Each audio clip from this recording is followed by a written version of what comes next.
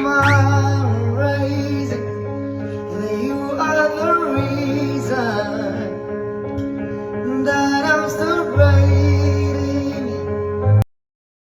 Ang sinasabi na bakit yan ang idol nyo, ang laswa naman tingnan. Baga, para sa akin, okay lang, walang problema. Kahit i-bash nyo ako, wala akong pakialam. Kasi ito na talaga ako. Kanang bisag unsa ilang ingon sa kuha. Kumbaga, na-immune na daw siya guys sa mga sinasabi ng tao sa kanya. Yung parang na guys, okay na lang daw sa kanya kung anong sinasabi. At siya, masaya siya sa ginagawa niya at marami siya napapasayang tao. Kaya sa mga nagbabash kay Elias, hello, ito na siya ngayon, no? Ang taas-taas niya na. Wahay! Let's go, guys! Mamaya, Lapu-Lapu City!